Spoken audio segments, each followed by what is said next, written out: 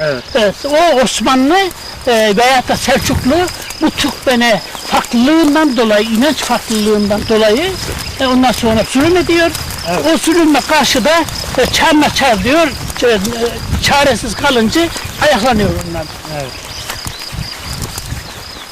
Hacı Bektaş 1280 yıllarında, Osmanlı 1299 yıllarda. 1279 dedi. 79 işte o tarihte öldü, yetişmedi ama onları örgütleyen o şimdi sağlığında babaya yaklanmasına sağ kurtulan dervişleri yani bilgekiş Türkmenler örgütledi.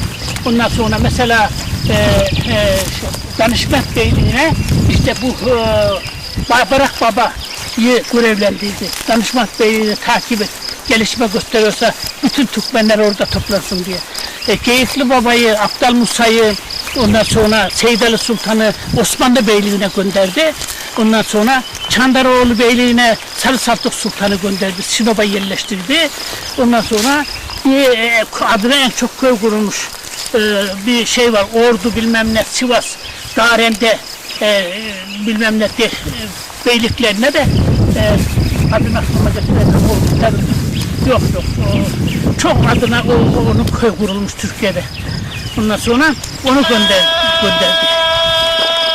Böylelikle her beyliğe birkaç derviş görevlendirdi. Takip edin, orada etkili olmaya çalışın. Orada yaşayan Türkmenleri örgütleyin ve o beyliğe ısındırın. Mümkün devlet olursa ancak öyle hükmedebiliriz. Bu da baba ayaklanmasına çıkardığı dersin neticesinde teşkilatçılığı öğrendi Hacı Bektaş. Hacı Bektaş bir teşkilat adamı, teşkilatçı bir kişi. Her şeyi planla, teşkilatla ilerle.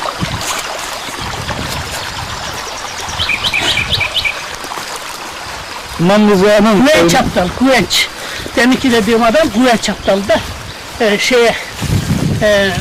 Sivas'taki kurulan beyliğe, Ordu, Sivas, birkaç beyliğe birden hükmetti Güvenç Aptal. Hüseyin amca bu kaynaklar falan nereden araştırdın? Vallahi o kitapta yazılı kaynaklar, birçok kaynaklardan kıymet topladık. İşte bir de ben askerim, askeri arşivlerde falan da yine bir böylelikle. Yurt dışından herhangi bir arşiv falan var. Yurt dışından da başka bir kaynaktan yurt dışından bunu olayı anlatan şekilde ben yurt dışına gidip de kaynak bulmadım da o kaynağı bulmuş bir başka yazar. İşte Helenca'dan şunu şöyle demiş, o Helence kaynak Paris'te Helence müzede durar, şu kaynak böyle söylüyor diye yazmış. Evet. Ben de onu kaynak diye yazdım. Amca biraz dinlensin mi Barış?